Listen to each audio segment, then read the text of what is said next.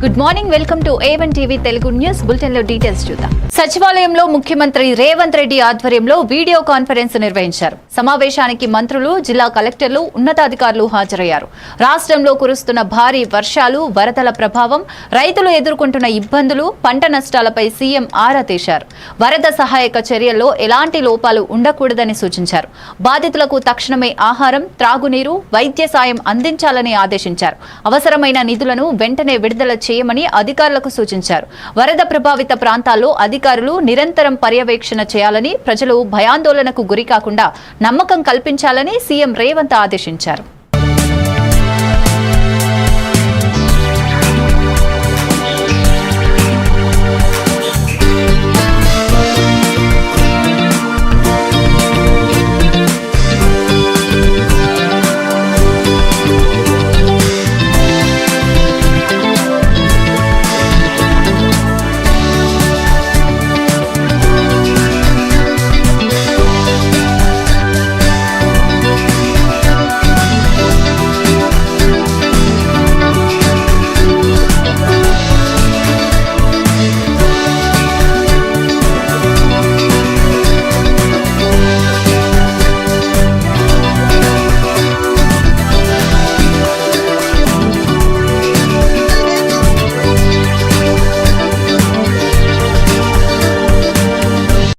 కడప జిల్లా ఇడుపుడపాయలో దివంగత ముఖ్యమంత్రి వైఎస్ రాజశేఖర రెడ్డి వర్ధంతి కార్యక్రమం జరిగింది. ఈ సందర్భంగా మాజీ సీఎం వైఎస్ జగన్ కుటుంబ సభ్యులతో కలిసి వైఎస్ఆర్ ఘాట్ వద్దకు చేరుకుని నివాళులర్పించారు. పూలమాలలు సమర్పించి ఘాట్ వద్ద నిమిషం మౌనం పాటించారు. వైఎస్ఆర్ పథకాలతో లబ్ధి పొందిన ప్రజలు కూడా అక్కడికి తరలివచ్చి నివాళులర్పించారు. వైఎస్ఆర్ సేవలు, ప్రజల పట్ల ఆయన చూపిన మమకారం ఈ రోజుకి చిరస్మరణీయమని అభిమానులు కృతజ్ఞతాభావం వ్యక్తం చేశారు. నీతిమంతులు తన తండ్రి రాజ్యంలో సూర్యుని పోలి ఉంటారని, నీతిమంతులు తన తండ్రి కృపాసనం చేస్తున్నాం. తండ్రి, మమ్మల్ని కనికరించండి, మమ్మల్ని కరుణించండి, మమ్మల్ని చేర్చుకోండి. మీ భక్తుల ప్రభువా నా ఎందుకు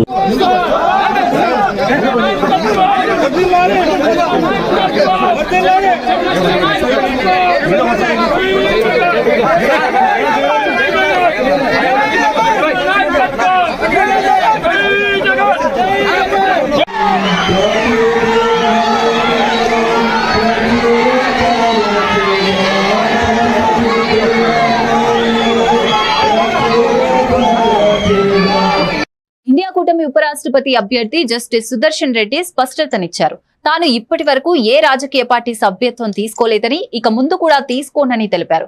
తన ప్రయాణంలో ఇది ఎలాంటి బ్రేక్ కాదని, కొనసాగింపే అని అన్నారు. ఈ దేశంలో ప్రతి పౌరుడికి రాజకీయపరమైన అభిప్రాయాలు ఉండటం సహజమని వ్యాఖ్యానించారు. రాజకీయాలకు అతీతంగా సమాజ సేవే తన లక్ష్యమని స్పష్టం చేశారు. ప్రజాస్వామ్య పరిరక్షణకు తాను కట్టుబడి ఉన్నానని చెప్పారు. ఇండియా కూటమి తనపై ఉంచిన నమ్మకానికి కృతజ్ఞతలు తెలుపుతూ రాజ్యాంగాన్ని కాపాడటమే తన ప్రధాన ధ్యేయమని వివరించారు. తన అభ్యర్థిత్వంపై పుకార్లకు తావులేదని ఆయన ఖండించారు. నాన్ పొలిటికల్ పర్సనాలిటీ అనో వ్యక్తి అనో సబబుగా, ఎందుకనకంటే రాజ్యాంగం పట్ల విధేయత ఉన్న ప్రతివాడు, ఓటు వేసే ప్రతి పౌరుడు ప్రత్యక్షంగానో పరోక్షంగానో రాజకీయపరమైనటువంటి అభిప్రాయం కలిగి ఉంటాడు. నేను కూడా ఈ దేశ పౌరునిగా ప్రతి ఎన్నికల్లో క్రమం తప్పకుండా ఎన్నికల్లో పాల్గొంటాను. ఎమ్మెల్సీ అద్దంకి దయాకర్ కాళేశ్వరం స్కామ్ పై తీవ్ర విమర్శలు చేశారు. ఈ వ్యవహారంలో హరీష్ రావు, సంతోష్ రావుల పాత్రను కవిత స్వయంగా కన్ఫర్మ్ చేసిందని వ్యాఖ్యానించారు. కేసీఆర్ కు సంబంధం లేదని కవిత చెప్పడం విడ్డూరమని అన్నారు. పదవుల విషయంలో ముగ్గురి మధ్య కొట్లాట జరుగుతోందని స్పష్టం చేశారు. రాజకీయ ప్రయోజనాల కోసమే కవిత మధ్యలో సీఎం రేవంత్ రెడ్డి పేరును ప్రస్తావించిందని విమర్శించారు. అసలు కాళేశ్వరం దొంగలు ఎవరో సిబిఐ దర్యాప్తులో బయటపడతారని దయాకర్ నమ్మకం వ్యక్తం చేశారు.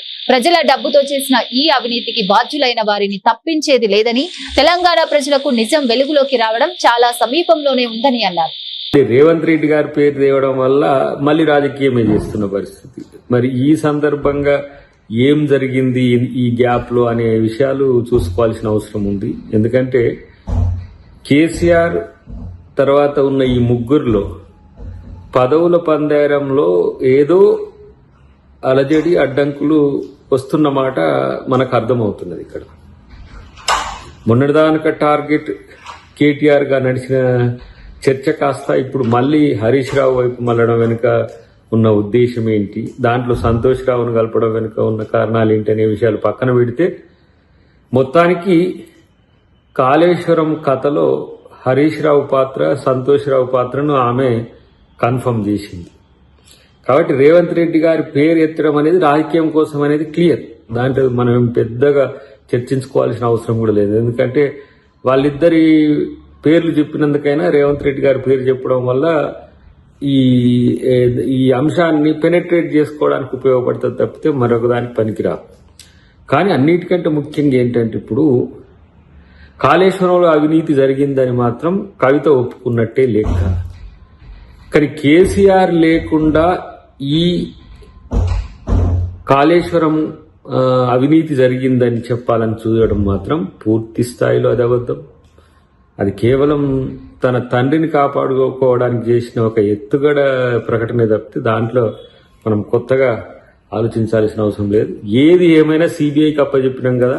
ఎమ్మెల్సీ కల్వకుట్ల కవిత కాళేశ్వరం అంశంపై ఘాటు వ్యాఖ్యలు చేశారు. తన వ్యాఖ్యలపై సోషల్ మీడియాలో ట్రోలింగ్ జరుగుతోందని ముందే తెలుసునని, కానీ భయపడే ప్రసక్తే లేదని స్పష్టం చేశారు. కేసీఆర్ తన నాన్న మాత్రమే కాదు తెలంగాణ బ్లడ్ అని చెప్పి ఆయనపై సిబిఐ విచారణ పెట్టడాన్ని తాను తట్టుకోలేనని ఆవేదన వ్యక్తం చేశారు. అందుకే పేర్లు బయట పెట్టుకుని మాట్లాడుతున్నానని అన్నారు.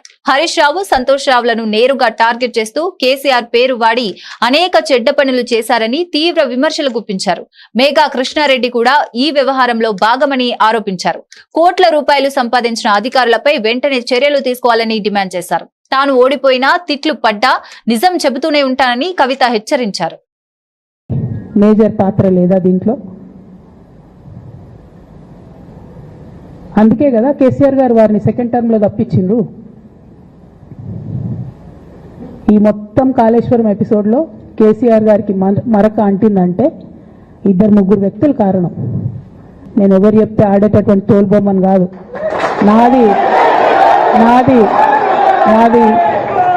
నాది కేసీఆర్ బ్లడ్, నాది తెలంగాణ బ్లడ్. ఇండిపెండెంట్గా నేను అనుకున్న విషయాన్ని చెప్తున్నాను. దానికి పొలిటికల్గా ఇబ్బంది అయినా, కష్టమైనా, నష్టమైనా నేనే భరిస్తా. కానీ దేవుళ్ళ లాంటి మా నాన్నను ఇవాళ సిబిఐ ఎంక్వైరీ చేసిండ్రంటే కడుపు రగులుకపోతా ఉంది ఒక బిడ్డగా. అందుకే చెప్తున్నా, ఇన్ని రోజులు చెప్పలే. ఆ మధ్యలో పోయినసారి నా కొడుకు గ్రాడ్యుయేట్ అయినప్పుడు వచ్చినప్పుడు నేను మా నాన్నకు రాసుకున్న లెటర్ లీక్ చేస్తే కూడా ఆ 70, 80, 90 రోజుల నాకు నరకం చూపిస్తున్నారు. ప్రతిరోజు సోషల్ మీడియాలో ఇష్టం వచ్చినట్టు రాపిస్తున్నారు. ఎప్పుడు వీళ్ళ పేర్లు తీసుకోలే, ఇష్టం వచ్చినట్టు ప్రెస్ వాళ్ళకు మాట్లాడుతూ చాలా విషయాలు చెప్తున్నారు. ఎప్పుడు వాళ్ళ పేర్లు తీసుకోలే. ఇవాళ తీసుకుంటున్నా, ఎందుకంటే విషయం నాది కాదు, ఇది తెలంగాణ పరువు ప్రతిష్టకు సంబంధించిన విషయం. పెద్ద సార్ దగ్గరకు వచ్చినాక ఇక కాంప్రమైజ్ అయ్యేది ఏం లేదు. ఘోష్ కమిషన్ వేసిన రోజే నేను చెప్పిన, ఎందుకు రియాక్ట్ కాలేదు పార్టీ అని అడిగిన ఆ రోజునే. నిన్న సిబిఐ ఎంక్వైరీ చేస్తున్నా అని రేవంత్ రెడ్డి గారు అసెంబ్లీలో చెప్తే తెలంగాణ బంద్ ఖాళీ వద్దా, బగ్గు మనొద్దా తెలంగాణ? ఎట్లా మాట్లాడతారు? నిజంగానే మనిషి అవినీతి అయితే, నిజంగానే మనిషి డబ్బులు తినోడైతే వేరు మాట. ఆయనకు తిండి మీద కూడా ధ్యాస ఉండదా బాబు? భారతీయ జనతా పార్టీ ఎంపీ ధర్మపురి అరవింద్ కాళేశ్వరం అంశంపై ఘాటు వ్యాఖ్యలు చేశారు. హరీష్ రావు, సంతోష్ రావుల 100 కోట్లు దోచుకున్నారని వారి కుటుంబ సభ్యురాలైన కవిత స్వయంగా అంగీకరిస్తోందని తెలిపారు. కవితను సిబిఐ విచారిస్తే అన్ని నిజాలు వెలుగులోకి వస్తాయని అన్నారు. లిక్కర్ స్కామ్, కాళేశ్వరం స్కామ్ రెండింటినీ కలిపి విచారిస్తే నిజాలు బయటపడమే కాకుండా సమయం కూడా వృధా కాదని వ్యాఖ్యానించారు. తెలంగాణ ప్రజలను దోచుకున్న ఈ అవినీతి కఠినంగా శిక్షించాలని డిమాండ్ చేశారు. ప్రజల డబ్బును దోచుకున్న నిందితులు ఎంత ప్రయత్నించినా తప్పించుకోలేరని హెచ్చరించారు. కుటుంబ సభ్యురాలు, ముఖ్యమంత్రి గారి కూతురు, వర్కింగ్ ప్రెసిడెంట్ గారి చెల్లెలు, ఆనాటి ఇరిగేషన్ మినిస్టర్ గారి కజిను, ఆమె అంత బాగా అంత పెద్ద మాటలు చెప్తుంటే, అంత ఓపెన్గా ఆమెకు తెలిసినట్టు మాట్లాడినప్పుడు రేపు సిబిఐ టేకప్ చేయగానే ఇన్వెస్టిగేషన్ ఫస్ట్ కవిత గారిని పిలుచుకోవాలండి. ఫస్ట్ కవిత గారిని పిలుచుకుంటే ఈజీ అయిపోతుంది, టాస్క్ ఈజీ అవుతుంది. రెండో విషయము, కవిత గారు ఎట్లా ఆల్కహాల్ స్కామ్ల ఢిల్లీ లిక్కర్ స్కామ్ లో తిరుగుతూ ఉంటారు కదా, టికెట్ వేస్ట్ కాకుండా అదే టైంలో ఇది కూడా అడిగితే పోతుంది. రెండు కలిపి పిలిస్తే సరిపోతుంది.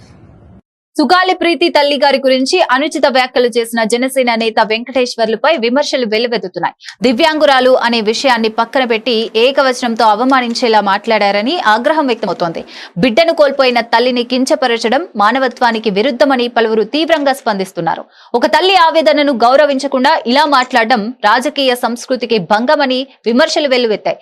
ఇలాంటి సందర్భాలలో జనసేన అధినేత పవన్ కళ్యాణ్ స్పందించి తగిన చర్యలు తీసుకోవాలని ప్రజలు ప్రశ్నిస్తున్నారు.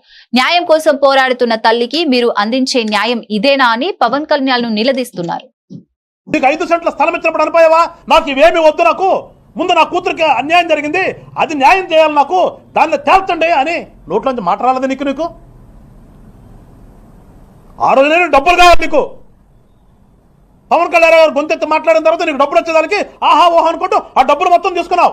ఆ రోజు నీకు కూతురికి జరిగిన అన్యాయం గుర్తురాలే నీకు. డబ్బులన్నీ తీసుకుని అనుభవించిన తర్వాత నీ మొగుడు ఉద్యోగం కూడా వచ్చిన తర్వాత ఇవాళ గుర్తొచ్చింది మళ్ళీ నీకు. ఈ వైఎస్ఆర్ పార్టీ వాళ్ళు, నీకు అన్యాయం చేసిన వైఎస్ఆర్ పార్టీ వాళ్ళు ఇవాళ నీకు మరి ఎంత ఇచ్చారు, నీకు ఎంత తీసుకున్నావు నువ్వు చెప్పాలి, మాట్లాడుతున్నటువంటి ఈ వైఎస్ఆర్ పార్టీ ప్రముఖులు కూడా చెప్పాలి. మళ్ళీ ఇవాళ తగుదనమ్మంటే నిరాడ తెస్తావు, ఏడ చేస్తాను, జన్మన్ రెడ్డి కూర్చోపో వెళ్ళి. నువ్వు కూడా అదే కులమంట కదా, గిరిజనులు ఓట్లు కావాలంటావు. నువ్వు ఓటు ఇచ్చిందేమో నీ కులంకి సంబంధించినటువంటి వైఎస్ఆర్ పార్టీకి, నువ్వు అడ్డు పెట్టుకునేదేమో నీ మొగుడు కులాన్ని అడ్డు పెట్టుకుంటావు. నువ్వేదో పెద్ద సత్యసుందరాల్లాగా వచ్చి మళ్ళా జనసేన పార్టీ గురించి, జనసేన పార్టీ నాయకుడి గురించి మాట్లాడతాను. వరంగల్ పశ్చిమ ఎమ్మెల్యే నాయిని రాజేందర్ రెడ్డి బీఆర్ఎస్ నాయకత్వంపై ఘాటు వ్యాఖ్యలు చేశారు. దోచుకున్న సొమ్ము పంచుకునే కార్యక్రమంలోనే కల్వకుంట్ల కుటుంబంలో కలహాలు చెలరేగుతున్నాయని ఆయన ఆరోపించారు. తెలంగాణ అభివృద్ధి కోసం కేటాయించాల్సిన నిధులను వ్యక్తిగత ప్రయోజనాల కోసం వాడుకున్నారని విమర్శించారు. ప్రజల నమ్మకాన్ని మోసం చేస్తూ కుటుంబ రాజకీయాలతో నష్టాన్ని వెనక్కి నెడుతున్నారని ఆవేదన వ్యక్తం చేశారు. అవినీతి కారణంగానే ఈ విభేదాలు బయటపడ్డాయని, సిబిఐ విచారణ జరిగితే నిజాలు పూర్తిగా వెలుగులోకి వస్తాయని ఆయన అన్నారు. ప్రజల డబ్బును దోచుకున్న వారిని కఠినంగా శిక్షించాలని నాయిని రాజేందర్ డిమాండ్ చేశారు. ఇప్పుడు ఏమైంది, కవిత గారు మాట్లాడారు కదా, హరీష్ రావు, సంతోష్ గారు ముందు హస్తం ఉన్నది, 100 కోట్లు దొరికితే ఏం చేసిండ్రో అధికారులని అంటే అర్థం ఏంటిది? మీరు దోసుకదిని పంపకాల కాడికి వచ్చే వరకు ఈ పంచాయతీలు పెట్టి దీనికి ధర్నాలు, దీనికి నిరసనలు అని చెప్పి ఓ ఫ్రేమ్ చేసి పెట్టడమా? ఇవాళ నిజంగా కూడా ఉద్యమకారుల అమరవీరుల ఆత్మ పోషిస్తాను మీరు చేయబట్టి ఒక ఉద్యమం పేరుతోటి అంతమంది విద్యార్థులను చంపి మీరు ఇవాళ వారి పేరు మీద ఎవరి మీద పేరాలు ఎక్క తింటారు. సిగ్గు, శరం, లజ్జ ఉండాలి. తెలంగాణ ఎట్లా తిరుగుతారో ఇక మేము చూస్తాం, ఎట్లా తిరుగుతారో చూస్తాం. మీరు మొత్తం పైసా కక్కాలి ఒక్కొక్కడు, ఎవరిని వదిలిపెట్టేది లేదు. మీరు ఏ జిల్లాకు గ్రామానికి గ్రామం, నియోజకవర్గ స్థాయిలో దోచుకెళ్ళినారు రేటు కాడికి. దీనికి ఇలా జవాబు లేకుండా అదరగొట్టడం, మీరు ఆ డబ్బులతోటి, దోచుకున్న డబ్బులతోటి యూట్యూబ్ ఛానల్ పెట్టి దుష్ప్రచారాలు తీసుకుంటా, కాంగ్రెస్ పార్టీ 6 పథకాలలో ఇన్ని అమలు చేస్తుంటే కూడా చేస్తలేరు అని చెప్పి దుష్ప్రచారాలు చేసుకుంటా, ఎదురుదాడులు చేసుకుంటా, దొంగ అన్నట్టుగా వ్యవహరిస్తారా? మీరు అన్ని ప్రతి పైసలు దక్కిస్తాం. ఇంకా సిగ్గుశరం లేకుండా బీజేపీ తోటి కుమ్ముకైనా మాట్లాడుతున్నాం. ఎవరు మాట్లాడితే వాళ్ళతోటి కుమ్ముకైనా మాట్లాడుతున్నాం. ఇదా రాష్ట్ర ప్రజల్ని అసెంబ్లీలో చూడలేదా? అన్ని ఎవిడెన్స్లతో మా ముఖ్యమంత్రి రేవంత్ రెడ్డి గారు ప్రతిదీ కలెక్ట్ చేసి పెట్టారు. మేము కక్ష సాధింపు చర్య అనుకుంటే మీరు ఎవరు కూడా రోడ్ల మీద ఇన్ని రోజులు 2 ఏళ్ల దాకా తిరగలేకపోతారు. అది గుర్తుపెట్టుకోండి. ఇప్పుడు మాత్రం ఎట్టి పరిస్థితుల్లో ఇన్ని సాక్ష్యాలు, ఇన్ని సబూతులు మీ ఇంట్లోనే బయటకు వచ్చిన తర్వాత మేము వదిలిపెట్టినామంటే అది తెలంగాణకు మేము ద్రోహం చేసుకున్నాం. టీపీసీసీ అధికార ప్రతినిధి డాక్టర్ లింగం యాదవ్ మాట్లాడుతూ బీసీలను మోసం చేస్తున్న బీఆర్ఎస్, బీజేపీ పార్టీలను తీవ్రంగా విమర్శించారు. బీసీల హక్కులను కాపాడే ఏకైక శక్తి కాంగ్రెస్ ప్రభుత్వమేనని స్పష్టం చేశారు. రిజర్వేషన్ల విషయంలో బీసీలకు న్యాయం జరగాలని, వారి వాటా హక్కులు ఎట్టి పరిస్థితుల్లోనూ తగ్గవని తెలిపారు. బీసీ సమాజం అభివృద్ధి కోసం కాంగ్రెస్ ఎల్లప్పుడూ పోరాడుతోందని అన్నారు. రాష్ట్రంలో అమలు చేస్తున్న 42% రిజర్వేషన్లు చారిత్రాత్మకమని పేర్కొన్నారు. రాహుల్ గాంధీ ఆశయాలను సీఎం రేవంత్ రెడ్డి నెరవేర్చుతున్నారని, ఇది బీసీ వర్గాలకు మేలు చేసే నిర్ణయమని చెప్పారు. ప్రజలు బీసీలను మోసం చేసే పార్టీల అసలు ముఖం గుర్తించాలన్నారు. అదేవిధంగా జనాభా దమాషా ప్రకారం ఇవాళ రిజర్వేషన్ ఇవ్వాలని రాహుల్ గాంధీ గారి పిలుపు మేరకు ఇవాళ గౌరవ ముఖ్యమంత్రి రేవంత్ రెడ్డి గారి ఆధ్వర్యంలో ఇవాళ గతంలోనే ఇవాళ తెలంగాణ ప్రజాప్రభుత్వం దేశంలోనే మొదటిసారిగా శాస్త్రీయబద్ధంగా కులగణన చేసి ఒక డెడికేషన్ కమిషన్ ఏర్పాటు చేసి ఇవాళ బీసీలకు స్థానిక సంస్థల్లో 42% రిజర్వేషన్ ఇవ్వాలనే దానికోసం గతంలోనే ఇవాళ అసెంబ్లీలో బిల్లు పాస్ చేయడం జరిగింది. అదే విధంగా ఆర్డినెన్స్ కూడా ఇస్తే మరి కేంద్ర ప్రభుత్వం దాన్ని తాత్సారం చేసుకుంటుంటే మరొకసారి నిన్న ఇవాళ ప్రజాప్రభుత్వం 42% బీసీలకు స్థానిక సంస్థల్లో ఏదైతే గతంలో కేసీఆర్ గారు 50% అనే క్యాప్ పెట్టి ఇవాళ బీసీలకు మోసం చేసిండో ఇవాళ దాన్ని ఎత్తివేయడం కోసం ఇవాళ పంచాయతీరాజ్ చట్టం అదే విధంగా మున్సిపల్ యాక్ట్ చట్టాన్ని మార్చి కొత్తగా ఇవాళ బీసీలకు 42% రిజర్వేషన్ ఇవ్వడం కోసం నిన్న బిల్లు పెట్టడం అనేది ఇవాళ ఆ బిల్లు ఏకగ్రీవంగా ఆమోదం పొందడం అనేది ఇవాళ తెలంగాణ సబ్బండ వర్గాలకు ప్రత్యేకించి బీసీలకు ఒక సువర్ణ అధ్యాయం లిఖించదగ్గ రోజు. ఇవాళ ఏదైతే గతంలో స్థానిక సంస్థల్లో 34% రిజర్వేషన్ ఉంటే మరి కేసీఆర్ అసమర్థత వల్ల ఆ రిజర్వేషన్ 22%కు వచ్చింది.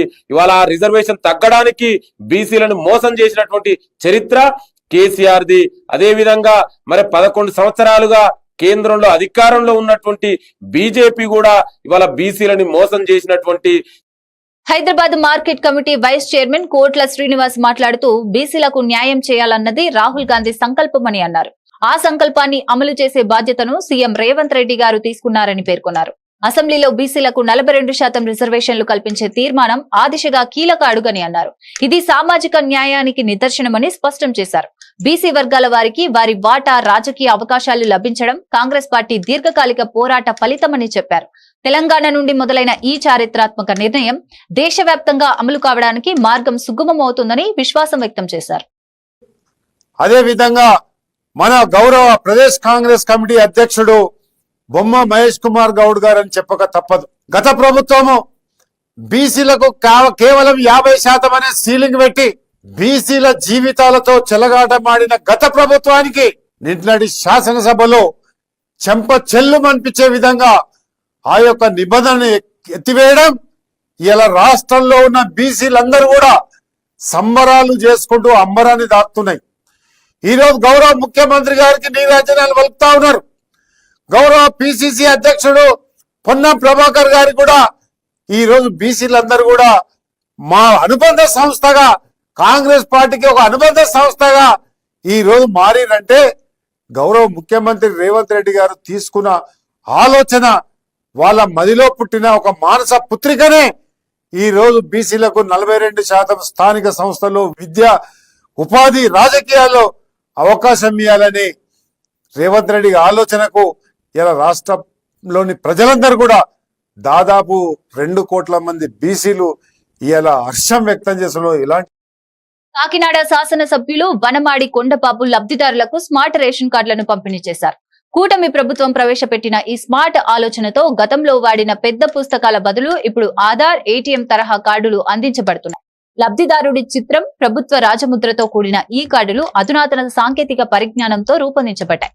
రేషన్ కార్డుల వివరాలు, కేటాయించిన పరిమాణం, పొందిన స్థితి, డిపో సమాచారం స్పష్టంగా అందుబాటులో ఉంటాయి. ప్రజలకు సౌకర్యం, పారదర్శకత, అవినీతి నియంత్రణ లక్ష్యంగా ఈ స్మార్ట్ కార్డులు అందిస్తున్నట్లు ఎమ్మెల్యే కొండబాబు తెలిపారు. లబ్ధిదారులు ఆనందం వ్యక్తం చేశారు.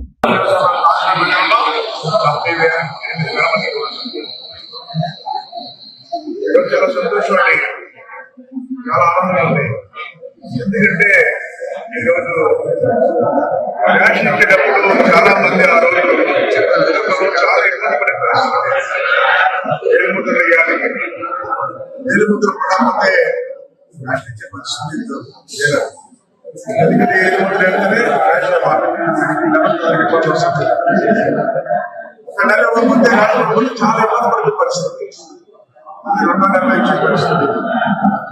అలాంటి పరిస్థితులన్నీ కూడా గమనించి ఈరోజు ఇటువంటి ఇబ్బందులు పెట్టి క్యూఆర్ కోడ్ పెట్టి ఈరోజు స్మార్ట్ కార్డు నిర్మించడం జరిగింది. అదేవిధంగా చూసుకున్నట్లయితే గతంలో కార్డు చూడండి, ఇది గతంలో కార్డు, ప్రభుత్వ కార్డు సెల్ ఫోన్ స్కాన్ చేసుకునే చాలు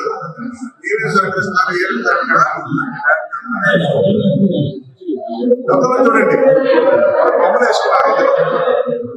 వాళ్ళు బొమ్మలు వేసుకుని ప్రచారం కోసం ఆలోచించారు తప్ప, వాళ్ళు పబ్లిసిటీ కోసం ఆలోచించారు తప్ప, ప్రజలు ఈ రకంగా ఇబ్బంది పడుతున్నారు, ఇబ్బందులు గమనించి మనం దీన్ని రెక్టిఫై చేద్దామని ఈ మాత్రం ఆలోచన చేయలేదు. దానికి ప్రభుత్వం ఆలోచన చేస్తుంది.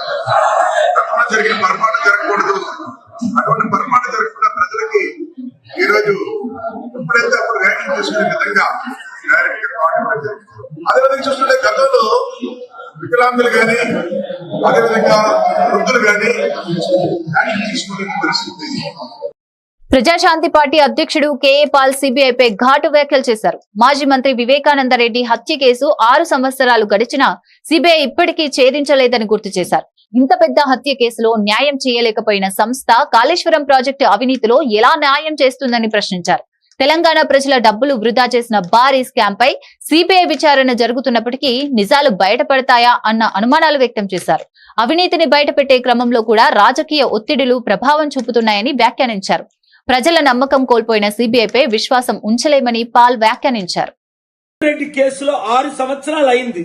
ఎవరు చంపారో తెలీదు, ఎవరు హత్య చేశారో ఎంతవరకు తేల్చిన సిబిఐకి ఇప్పుడు ఇస్తే ఏం న్యాయం జరుగుతుంది? అందుకనే నేను లాస్ట్ ఇయర్ హైకోర్టుకి వెళ్లి 6 నెలల్లో సిబిఐ ఎంక్వైరీ జరగాలి, తెలంగాణ ప్రజలకి న్యాయం జరగాలి. కాళేశ్వరం అనేది పెద్ద కరప్ట్ ప్రాజెక్టు అని నేను ఆర్గ్యూ చేసినప్పుడు ఎవరైనా నాకు మద్దతు ఇచ్చారా? ఇవ్వలేదు. వీళ్ళందరూ ఒకటే. ఘోష్ కమిషన్కు 3 నెలలు టైం ఇస్తే ఆయనకి దాదాపు 2 సంవత్సరాలు పట్టింది. ఇదంతా కేసీఆర్ చేసిందని. అంటే కేసీఆర్ తప్ప ఇంకెవడు చేయలేదా? వీళ్ళందరూ కలిసి చేయలేదా? న్యాయం ఎట్లా జరుగుతుంది? వీళ్ళ ద్వారా చట్టాలు బాలేవు, న్యాయం జరగట్లేదు, అవినీతి ఆగట్లేదు, వీళ్ళ కుటుంబ పాలన అంతం కావట్లేదు. గమనించండి. న్యాయం కావాలి అంటే మార్పు రావాలి. ఈ వీడియో అందరికీ షేర్ చేయండి. ఇవి bulletin updates. Keep watching A1 TV Telugu news.